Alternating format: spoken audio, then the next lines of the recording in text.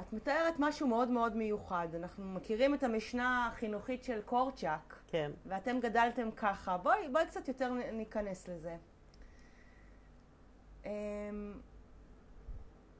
תתארי עוד קצת את בית היתומים. עוד דברים שאת זוכרת. עוד דברים שאני זוכרת. כן. היינו כותבים על הדפים סיפורים. כל אחד כתב סיפור. וסיפור הכי יפה שלחו לקורצ'אק. ששם היה עיתון ילדים. ואז פרסמו את הסיפור בעיתון ילדים? כן. זאת אומרת, היה עיתון ילדים אחד שקורצ'אק הוציא, כן, וגם הוא היה משותף לכם? כן. היה גם משותף ללוץ'.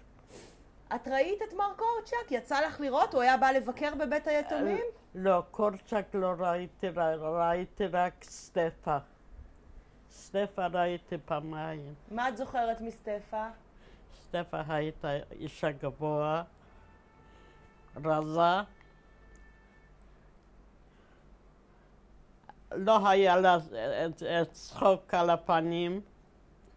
תמיד הייתה קשוחה? קשוחה. וראיתי אותה פעם לפני מלחמה ופעם בגטו כפר. שהם רצו לעשות לילדים שלהם, רצו לעשות להעביר מבית קורצ'אק לגטו, אז היא באה לראות איך סידרו אותנו. הם חשבו שאולי בלודג' יהיה יותר קל מאשר בוורשה. כן. זה מה שלא היה נכון בכלל. בכלל לא. את עברת מבית, מחיים במשפחה נורמטיבית מאוד, כן. פתאום לבית יתומים. כן. ודווקא אני מבינה ממך שהמעבר הזה, למרות הטרגדיה הגדולה שקרתה שההורים נפטרו, היה בשבילך מעבר טוב. היה מעבר טוב שהכינו אותי. מי הכין אותך? למה הכינו אותך? ידידה של אמא. כן. היא רוצה לקחת אותי אצלה הביתה. אני לא רציתי וסבתא לא הסכימה. היא הכינה אותי שיהיה לי טוב, שהיא תדאג שלא יצעקו עליי. אני הייתי מאוד ברז'ליבה. מה? מאוד מה? סליחה? מאוד סגורה. כן? היית ילדה מופנמת? כן, מופנמת מאוד. והיא הכינה אותי וביקרה הרבה, ככה שאני לא הרגשתי רע. ונכנסתי בטרנס עבודה. אני עבדתי טוב בבית ספר, כתבתי הרבה, וזה לקח לי זמן. את גם היית כותבת סיפורים? כן. על מה היית כותבת? כל מיני סיפורים. מה? פעם כתבתי סיפור על כלב. הייתי קטנה, אז אבא קנה לי כלב. קטנצ'יק כאלה, קטנים. אז כתבתי על כלב. איך מגדלים אותו, איך מנקים אותו. זהו. שלא שכחת כלום. ב-70 שנה את יודעת? זהו. במלחמה זה היה נורא. תכף נגיע למלחמה. את זוכרת מטפלות שעבדו בבית יתומים שלך? איך קראו להם אולי? אני זוכרת שם אחד. כן. זיווה. היא הייתה מאוקראינה, אני חושבת, שעזבה אותנו. וילדות שהיו איתך, את זוכרת? לא. חברות שלך בבית יתומים? לא, אני לא זוכרת שמות. היו לך שם אבל חברות טובות? הרבה חברות. את יודעת, אנחנו יודעים שחברת ילדים לפעמים יכולה להיות מאוד אכזרית. נכון. גם בימינו וגם נכון, בימים שלכם. זה נכון, זה נכון. יש ילדים יכולים להעביר בן אדם מהעולם. זה נכון. ואתם חיים שם בחברת ילדים, אמנם תחת פיקוח של מבוגרים, אבל הייתה לכם ממש דמוקרטיה בתוך זאת הרי השיטה של קורצ'אק. כן, כן. זה הסתדר טוב, כולם זרמו עם זה? עם השיטה הזאתי? לא היה ברירה. לא היה ברירה. היו ילדים שבכלל לא היה למי לפנות. מי מימן את בית היתומים? מאיפה היה כסף להחזיק את בית היתומים? אני אומרת לך, זה הכל היה מאנשים עשירים. ממשלה פולין לא נתנה לנו גרוש, גם בתי ספר. היה לנו 181 בתי ספר יהודים שלמדו פולנית. הקהילות היהודיות בפולין, אנחנו באמת יודעים שהכל היה וולונטרי. וולונטרי, הכל. ועבד יפה מאוד, העשירים תרמו לעניים, לא הייתה שאלה בכלל. כן, לא. וככה היו בתי יתומים ובתי אבות, כן. וכל מה שהיה צריך. בתי תמחוי. אני יודעת על 4 בתי יתומים וולונטריים, שלמדו רק פולנית.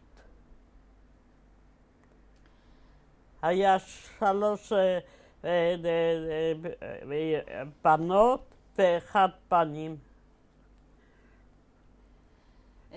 ואם היו ילדים קטנים וגדלו בנים בגיל 11, עברו לבית היתומים הזה.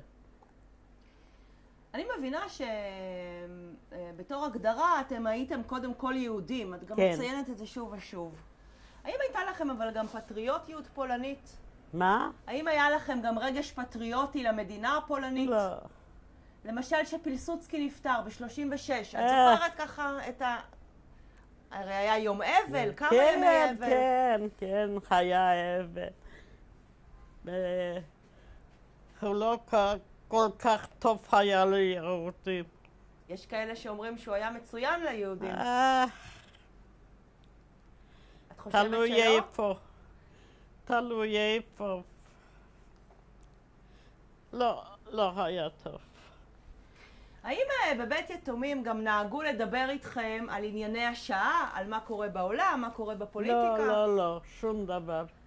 ב-33 היטלר עלה לשלטון בגרמניה, כן. גרמניה הופכת למדינה נאצית. אנחנו לא ידענו שום דבר. לא ידענו שום דבר עד לא פרצה מלחמה. האם לפני המלחמה את זוכרת אנטישמיות בלודג'? כן. איזה אנטישמיות? מה את הלכנו לבית ספר יום ראשון, והם יצאו מכנסיות שלהם, אז זרקו עלינו אבנים. ביום ראשון היה מאוד מסוכן ללכת. אפשר היה לראות עלייך שאת ילדה יהודיה? לא. לא. האם בתור ילדה את יכולת להבחין בין הפולנים לבין הפולקסדויטשה, או שכולם נראו אותו דבר? לא. יכלנו להבחין. מה היה ההבדל בין הפולנים לבין הפולקסדויטשה? בין הפולנים הם היו אנשי כפר, והפולקסדויטשה היה עם תרבות. פולקסדויטשה, למי שלא מבין, גרמנים אתנים. כן. זאת אומרת שהם היו יותר תרבותיים ויותר... כן. ומבחינת היחסים עם היהודים, מאיפה הרגשתם יותר אנטישמיות? מהפולנים או מהפולקסדויטשה? אותו דבר. אותו דבר. זה היו אנטישמים, זה היו אנטישמים. האם בבית הילדים דיברו איתכם על הנושא הזה של האנטישמיות? לא. רק אמרו לנו להיזהר, יום ראשון להיזהר. איך אפשר היה להיזהר? אנחנו הלכנו לבית ספר שהיה לא רחוק מהכנסייה הגדולה של לודג'. איך היה לזהר? להחזיק בכיס בקבוק, אם יתנפלו עליך לתת עם הבקבוק, או אבנים להזיק. זה היה.